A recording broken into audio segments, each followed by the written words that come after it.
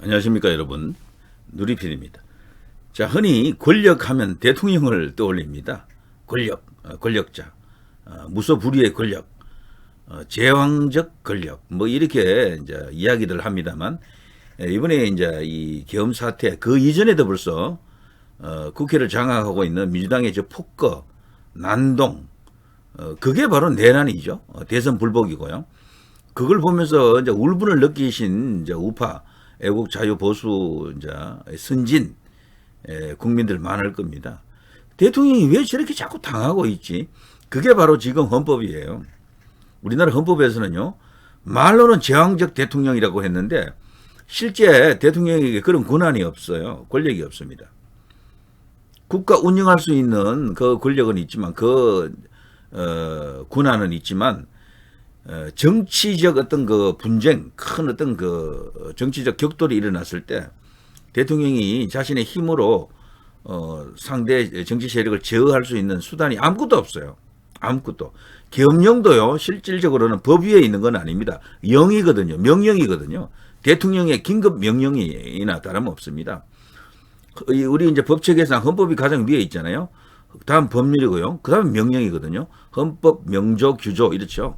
명령, 조례, 규칙, 조리 이런 식으로 내려갑니다. 그래서 헌법이 가장 강한 통제력을 갖고 있고요. 강한 규범력을 갖고 있지만 대통령의 그 비상계엄이라고 하는 것도 만병통치약은 원래 아닙니다. 그걸로 일사천리로 다 할 수가 없어요. 원래가. 옛날에 긴급조치권이라든가 이런 거 있으면 몰라도 그런 수준의 어떤 권력이 아닙니다. 지금 권력은요, 국회가 더 세요. 사실은. 국회 권력이 사실 무소불위의 권력입니다. 저거 진짜 제왕적 국회 이렇게 불러도 됩니다. 그런데도 우리나라 사람들이 그걸 의식하지 못하고 있죠. 국회는 섞여 있거든요. 여야가. 그러다 보니까 국회 권력이라는 게 뭐 서로 간에 공유하는 것처럼 그래 느껴질 뿐이지 실상 국회를 어느 일당이 압도적으로 장악하고 있으면 그야말로 독재가 가능합니다. 국회 독재가 가능해요. 대통령이 그 때문에 제대로 국정 수행이 지금 안 되고 있었고, 그래서 무정부 상태가 계속 이어졌고 국정 파행이 계속되었습니다. 뭐 그 구체적인 사례는 제가 여러 번 이야기했고 여러분도 다 아시니까 제가 생략하겠습니다. 자, 그런데 말이죠. 저는 국회 권력보다도 더 센 권력이 있다라고 평소에 가끔씩 이야기했습니다. 그게 뭡니까라고 이제 물으신다면 바로 여론 권력입니다. 여론이 최고예요. 여론 이기는 장사 없습니다. 헌법 위에 여론이 있습니다. 여기서 말하는 여론은 뭐 40대 60 이런 여론을 말하는 게 아니고요. 10대 90 이런 식으로 기울어졌을 때, 박근혜 대통령 때를 보시면 압니다. 광우병 때를 보시면 알고요. 세월의 때를 보시면 압니다. 완전히 한쪽으로 사람들이 쏠려버렸을 때, 어떤 특정한 일로 인해서, 그리고 선동에 의해 가지고 뭐 엄청난 어떤 선동이 일어납니다. 그 선동을 하는 주체들은 대체로 이제 정치권이 뭔가를 던지고 언론이 그것을 어마어마하게 정복시키고 키우죠. 그리고 언론 스스로도 그거를 또 그런 식으로 선동합니다. 언론 자체의 선동도 많아요. 언론이 중립적 기구다, 불편부당, 뭐 있는 그대로 전달하는 그런 어떤 개념으로 보면 안 됩니다. 언론 자체가 정치를 하고 있다라고 생각해야 돼요. 뭔가 언론 자체가 뭔가 그림을 그리고 거기에 끼워 넣기를 하는 겁니다. 자신들이 어떤 결과를 만들어내기 위해서 노력을 한다. 어떤 목적의식을 갖고 야비한 수단, 선동 같은 것을 사용한다. 날조 조작, 왜곡 같은 것을 사용한다라고 이제 봐야 되는 겁니다. 그래서 여론 권력이 최고인데 박근혜 대통령 탄핵당할 때 보면 딱 그게 그거예요. 법으로 따진 게 아니야. 그 당시에는. 그냥 여론으로 밀어붙여버린 겁니다. 일사천리였어. 그냥. 국회도 일사천리. 헌법재판소도 일사천리. 그 후에 실질적으로 이제 법원에서 재판할 때도 일사천리로 끝나버렸죠. 그 엄청난 재판이 뭐 빨리 끝났잖아요. 대법까지 가는데도 시간이 오래 걸리지도 않았어. 조국 같은 것은 감옥 가는데 5년 걸렸는데 대통령 징역 20 몇 년 받고 뭐 어쩌고 할 때요. 1년밖에 안 걸렸어요. 1년도 채 안 걸렸을 거래요. 그거는 왜 그러느냐? 헌법이 그러냐? 우리 법이 그러냐? 그게 아닙니다. 여론이 그렇게 누워버리면 무엇으로도 구제할 수가 없어요. 광화문에 나가서 그 정말 엄청난 어떤 대통령 탄핵 무효를 외친 그 애국 국민들이 많았지만 그 음동슬안에 정말 거기 뭐 눈비 맞아가면서 엄청난 고생들을 했잖아요. 또 심지어는 외국 투사들 몇 명은 또 이렇게 현장에서 목숨을 잃기도 했고요. 전부 그게 묻혀버렸죠. 언론에서 다뤄주지도 않았어요. 어마어마한 사건이거든. 좌파들이 자신들의 의도에 의해 가지고 보수 세력을 공격할 때 그런 사망자가 났으면 아마 나라가 뒤집어졌을 겁니다. 백남기 하나 갖고 뭐 온 나라를 뒤흔들었잖아요. 근데 무려 6명인가 사망했잖아요. 6명이 맞습니까? 5명이었나요? 하여튼 그런 엄청난 어떤 참사가 일어났는데도 그때 말이죠. 대통령 탄핵 선고할 때 그 헌법재판소에서 어마어마한 소요 사태가 일어날 조짐이었었는데 그 과정에서 너무 많은 인파가 몰리면서 뭐 결국 이제 그런 불상사가 터졌었죠. 너무 안타까운 죽음들인데 우리나라가 자유민주주의 국가, 민주주의가 굉장히 발전된 나라라고 하는데 그 죽음에 대해서는 그 어떤 정치 세력도 그 어떤 언론도 그걸 조명하거나 거기에 대한 이야기를 하지 않았습니다. 이거 자체가요 말로만 민주주의를 하는 그런 속성도 있어요.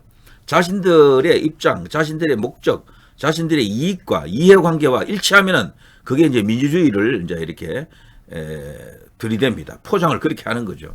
그리고 거기에 맞서는 세력을 독재 혹은 엉뚱하게 뭐 비난 혹은 비판하기 위한 그런 대상으로 여깁니다. 그게 지금의 정치 현상이다. 딱 보면 틀림없어요. 그래서 이런 이야기를 제가 해드리면 여러분이 맞다. 그럴 수도 있겠다라고 생각하실 가능성이 커요. 윤 대통령이 겪고 있는 어려움은 전부 여기서 나오는 겁니다. 여기서. 여론을 한쪽으로 몰아가는 힘. 이게 보수 쪽에는요, 이 보수 정치 세력을 위해서 그런 일이 자주 잘 안 일어나요. 그 반대적인 속성이 자주 일어났죠, 그동안. 광우병부터 쭉 박근혜 대통령 탄핵 때까지 지금 윤석열 대통령이 겪고 있는 어려움까지 탄핵을 당한 지금까지 보면은 이제 그렇게 이제 볼 수가 있을 겁니다. 그런데 이번에 이 탄핵은 대통령이 이제 탄핵으로 끌어들인 것으로 보입니다. 제가 볼 때는. 박근혜 대통령 때는 탄핵을 당했지만 지금 윤 대통령은 노력했으면 탄핵 안 당했을 수도 있겠어요. 204표, 몇 표 안 되잖아요. 조금만 더 노력했으면 탄핵 안 당했을 수도 있어요. 그렇지만 기꺼이 탄핵을 맞아들였다라고 생각합니다. 자, 아무튼요, 각설하고 최고 권력은 헌법 위에 뭐가 있다? 여론입니다. 여론. 여기서 말하는 여론은 완전히 쏠린 여론. 바람이 불면 한쪽으로 확 누워 부르는 게 풀이잖아요. 우리 민중들은 그런 풀이라고 일찍이 김수영 시인 같은 이런 사람들이 그렇게 말하지 않았습니까? 그런 존재입니다. 그게 진실이다 아니다 그게 아니에요. 바람 따라 바람이라는 건 변하는 거거든. 근데 진리라고 하는 것은 변하는 게 아니거든요. 근데 진리에 의해서 넘어가는 게 아닙니다. 그냥 당대의 여론, 바람, 선동, 왜곡 조작, 날조 이런 것들이 등장하면은 사람들이 그걸 이제 자꾸 듣다 보면 진짜인 줄 알고 그렇게 이제 속아 넘어가는 겁니다. 한두 분이 아니에요. 근데 주로 속아 넘어가는 게 이 현재 여권 보수 세력으로 불리는 이쪽에서 계속 당하는 거죠. 또 당하고 또 당하고 또 당하고 이런 일이 일어나는 겁니다. 안타깝죠. 그래서 저는 현재 대한민국 최고의 권력은 여론인데 그 여론을 누가 만드느냐? 결국은 대형 미디어입니다. 언론입니다. 언론. 최고 권력은 언론이에요. 결과적으로. 이거 이기는 장사가 없어요. 그 증거가 뭔가 하면 이거죠. 자, 여기 검찰과 경찰들이 하는지 보십시오. 자, 검찰 비상겸 곽종건 특수전 사령관 구속영장 청구. 검찰 전 계엄사령관 박안수 피의자 소환. 인천 구공수가 계엄 때 왜 국회에 검찰 안무성 여단장 소환. 자, 이런 식의 뉴스가 나갑니다. 여기에 대통령의 계엄령에 의해 가지고 여기 움직인 군인들을 이런 식으로 이제 피의자 대우를 하는 겁니다. 이제 이렇게 해놓고 이제 구속영장 청구하고 재판을 하는 거죠. 그리고 오른쪽에 보면요, 경찰입니다. 여기는 무전망에 드러난 경찰의 거짓말, 국회 전면 통제, 계엄군은 들여보내라. 자, 이러면서요, 경찰도 지금 칼을 뽑고 계엄에 동원됐던 사람들을 지금 잡아들이고 있습니다. 경찰 1, 2인자 초유의 동시 구속, 법원 증거인멸 우려가 있다. 경찰이 경찰 순회를 친 겁니다. 이런 식으로 공수처도 또 지금 등장했습니다. 검경의 비상계엄 사건 이치봐라 재요청. 지금 그래서 검찰, 공수처, 경찰이 하이에나 같이 정말 이빨 들이내고요. 대통령과 그때 이제 이 계엄에 뭐랄까 연관이 있는 그런 어떤 공직자들, 군인, 뭐 경찰 그 밖에 공직자들을 대거 지금 잡아들이려고 하고 있고요. 일종의 조선시대로 치면 사화 같은 무어사화, 갑자사화 이런 거 있죠. 기묘사화, 을사사화 같은 그런 대정변을 저들이 지금 획책하고 있습니다. 그러니까 이걸 보면요. 대통령이 가장 권력이 강하다라 그랬는데 대통령의 계엄령보다도 더 힘센 게 있잖아요. 계엄령 말을 안 듣는 거거든, 이 사람들이. 그러니까 이 계엄령 그 말이 대통령의 말이 지음했더라면은 그 계엄 자체가 그렇게 끝나지 않았을 겁니다. 훨씬 더 어떤 완벽한 결과를 만들어내고 끝났을 수도 있거든요. 그런데도 이 사람들이 대통령을 믿지 못했던 거죠. 여기 보면 대통령보다도 더 힘센 대통령도 꺾인다라는 것을 이들이 느꼈던 겁니다. 그래서 겁이 났던 거예요. 한덕수 총리 경찰 계엄 수사 수환 통보에 절차 따라 잘 협력하겠다. 자, 한덕수 총리도 수사를 받는다 그러네요. 이제 대통령 권한 대행으로 불러야 되죠. 자, 이런 걸 보시면요. 경찰이나 검찰이나 공수처가 왜 대통령이 정당한 어떤 절차에 따라서 합법적인 권한이 계엄을 행사했는데 왜 저렇게 움직이느냐. 검찰이나 이런 것들이 왜 저렇게 나가느냐. 그러니 저들이 대통령보다도 더 무서워하는 게 있는 겁니다. 그게 바로 여론이에요. 여론을 못 이긴다라는 걸 벌써 여러 번 입증을 해서 그래요. 특히 보수 정권은 권력은 여론 앞에 약하다라는 걸 저들이 아는 거예요. 그러니까 저기에 붙는 겁니다. 그래서 이번에 동원됐던 뭐 경찰이라든가 뭐 고위 장성들도 말이죠. 그렇게 엉터리 같은 정언을 하는 겁니다. 찌질이들이죠. 전부 찔찔 짜기도 하고 울기도 하고 뭐 아유 저런 사람들을 믿고 나라 국가 안보를 맡긴다라는 게 정말 한심합니다. 저때 만일에 누군가요 대차게 나는 대통령의 계엄을 지지한다라는 발언하기는 좀 애매했겠지만 어쨌거나 대통령의 계엄에 대해서 명령을 충실히 이행하려고 했다라면서요 대통령을 반대하지 않는 배반하지 않는 그런 어떤 군인이 이번에 있었다 그러면요 그 사람은 일약 대선 조작감으로도 뜰 수가 있습니다. 그런데 전부 보니까 찌질이야 전부. 그러니까 그 정도 수준밖에 안 되는 거예요. 우리가 아는 그냥 장성들 정말 얼마나 상남자고 카리스마 있고 뭐 그냥 엄청난 어떤 그런 용기와 배짱을 갖고 있을까 이렇게 다 생각하는데 이제 보니까 그냥 직장인이야 직장인 군대 직장이야 그냥. 그러니까 옛날에 이재수 전 기무사령관 그렇게 스스로 이제 극단 선택을 했을 때 그 빈소에 찾아간 군인들이 없잖아요 장성들이. 그게 진짜 쫄보들이지 전부 다 쫄보. 그런 걸 보면서요, 이들이 이제 대통령은 겁 안 내고 여론을 더 겁내는 거지, 여론을. 근데 그 여론을 만드는 게 결국은 대형 언론들입니다. 미디어들입니다. 지금 세상은요, 그래서 미디어 쪽에 종사하는 사람들, 조중동 같은 것은 족벌력이 언론이잖아요. 사주가 있지 않습니까? 사주. 그래서 여기는 노조는 힘 없어요. 조중동 같은 이런 데는. TV조선 채널에 JTBC도 그 노조는 있어요. 그거 전부 민노총에 들어가 있어요.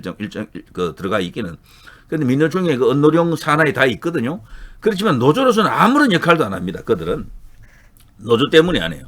거기는 기본적으로 회사의 어떤 사주의 방침에 따라 가지고 뭔가 이렇게 결정이 된다라고 봐야 되고요. 사주의 뜻에 따라서 고위 간부들이 다 임명이 되고 뭐 이런 식으로 이제 논조가 나가고 이렇게 된다고 봐야 되죠.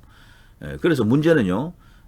족벌 언론들이 보수의 탈을 쓰고 그동안 보수를 죽이는 짓을 너무도 많이 했다. 너무도 많이 했다라는 겁니다. 이제 그거를 이제 깰 수 있는 어떤 그런 계기를 조금씩 만들어가고 있는 중이죠. 한 방에는 안 될 겁니다.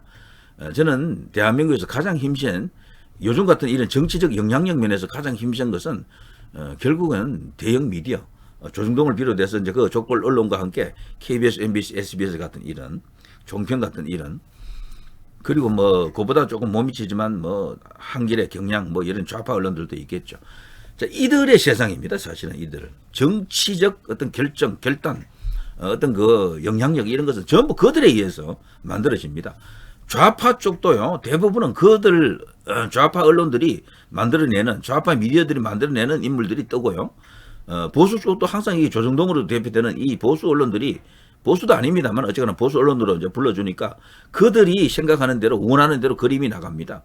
다 돼요 그렇게.